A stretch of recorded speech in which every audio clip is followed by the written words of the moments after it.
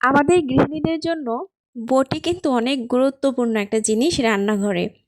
রান্নাঘরের প্রায় অনেক কাজই বটি ছাড়া করা প্রায় অসম্ভব। বর্তমানে আমরা নাইফ দিয়ে কাজ করা শিখলেও আসলে নাইফটা কিন্তু আমাদের জীবনের সাথে ওতপ্রোতভাবে জড়িয়ে যায়নি, যতটা বটিটা জড়িয়ে আছে। এই বটি যদি ধার দেওয়া না থাকে, মানে জং ধরা থাকে, এবং এই বটিতে যদি কোনো রকম ধার না থাকে, তাহলে কাজ করতে খুবই অসুবিধা হয়। বিশেষ করে পেঁয়াজ কাটা, মাছ কাটা, গোশ কাটা এবং বিভিন্ন ধরনের কাটাকুটির কাজে বটিটা খুব বেশি দরকার। আজকে আমার এই ভিডিওতে আপনারা ঘরে বসে খুব সুন্দরভাবে এভাবে জং ধরা পুরাতন বটি বা 10 বছরের পুরাতন বটি হলেও এইভাবে চকচকে করে ধার দিয়ে নিতে পারবেন। আর এই বটি ধার দিতে আপনার কিন্তু খুব বেশি টাকাও খরচ করতে হবে না, মাত্র 2 টাকাতেই বটিগুলো ধার দিয়ে নিতে পারবেন। চলুন তবে দেখে নেওয়া যাক কীভাবে এই জং ধরা পুরাতন 10 বছরের পুরাতন বটিগুলো আমি ধার দিয়ে নিলাম এবং চকচকে করে নিলাম। প্রথমেই আমি বটিগুলো আপনাদের ভালোভাবে দেখিয়ে দিচ্ছি। এই বটিগুলো কিন্তু একদমই ধার কমে গেছে, দেখতে পাচ্ছেন? আমি হাত দিয়ে দেখাচ্ছি।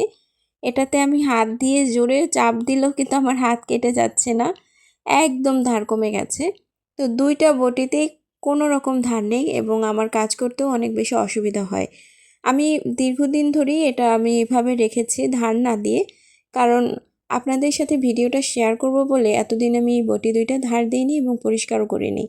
আজকে আপনাদের দেখাবো এই বটিগুলোতে আমি কিভাবে ধার দিয়ে নেই। দেখতে পাচ্ছেন একদম ভোঁতা হয়ে গেছে, ভোঁতা যেটা বলি আমরা। তো এটা দিয়ে আসলে কাটাকাটি করতে অনেক বেশি অসুবিধা হয়। আর আমার কাছে নাইফ দিয়ে কাটাকাটি করার থেকে বটি দিয়ে যে কোনো জিনিস কাটতেই বেশি ভালো লাগে। আমার মতো অনেক গৃহিণীরাই আছেন যাদের কাছে বটি দিয়ে কাটাকাটি করতেই ভালো লাগে, আমি এটা বুঝি আসলে। কারণ অনেক জিনিসই আছে যেটা আসলে বটি দিয়ে যেভাবে কাটাকাটি করা যায়, নাইফ দিয়ে কিন্তু ওইভাবে কাটাকাটি করা যায় না। যেমন পেঁয়াজের কথাটাই বলি, পেঁয়াজ কিন্তু বটি দিয়ে কাটতেই সবথেকে বেশি সুবিধা হয়। তো আমি এখানে সিরিজ কাগজ নিয়ে নিয়েছি, দেখতে পাচ্ছেন এত বড় একটা সিরিজ কাগজ, এখানে কিন্তু সব লাগবে না। অল্প একটু সিরিজ কাগজ দিয়ে কেটে নিচ্ছি। আমি প্রথমে একটু দেখাচ্ছি এই সিরিজ কাগজটা, এটার সাথে কি কি ব্যবহার করবেন তাও আপনাদের একটু বলে দেব। তো সিরিজ কাগজটাকে আপনারা ছোট একটা টুকরা করে নেবেন। তো এই ছোট টুকরাটার দাম কত হতে পারে? একটা সিরিজ কাগজের দাম 10 থেকে 15 টাকা, এর বেশি না। তো এইটুকুর দাম 2 টাকার তো বেশি হবে না। তো একটা সিরিজ পেপার কিনলে আপনারা 1 বছর বটিতে ধার দিতে পারবেন। তো এই সিরিজ কাগজটা দিয়ে প্রথমে বটিটাকে এভাবে সুন্দরভাবে ঘষে নিতে হবে, যেমনটা দেখতে পাচ্ছেন। তো বটিতে আপনারা কোনো রকম পানি লাগাবেন না, শুকনো বটিতেই এই কাজটা করবেন। অবশ্যই এটা খেয়াল রাখবেন যে বটিটা যেন ভিজা না থাকে। শুকনো অবস্থাতে করলে এটা খুব তাড়াতাড়ি পরিষ্কার হবে, আর ভিজা অবস্থাতে এটা যদি আপনারা ঘষাঘষি করেন এতটা সাদা হবে না।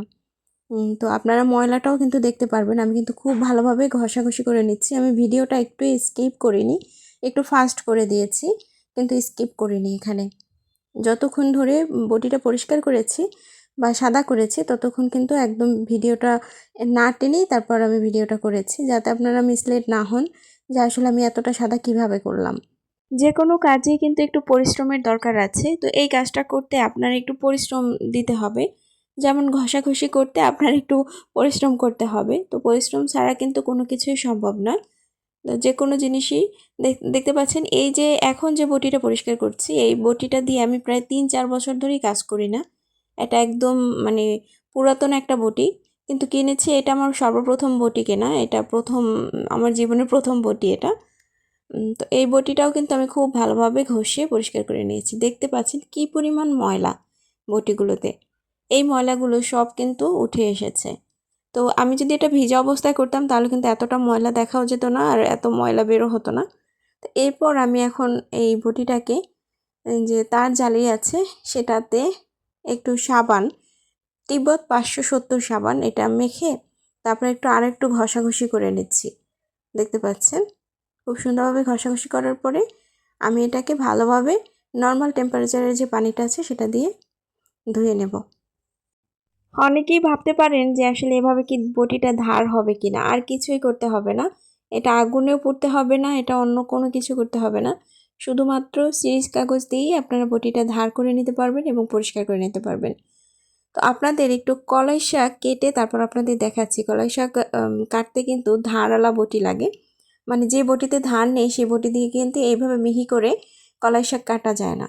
তো এই দেখতে পাচ্ছেন কতটা মিহিভাবে এই বটিতে আমি কলাই শাকটা কেটে নিচ্ছি। তার মানে এই বটিতে কিন্তু পারফেক্টভাবে ধার হয়েছে।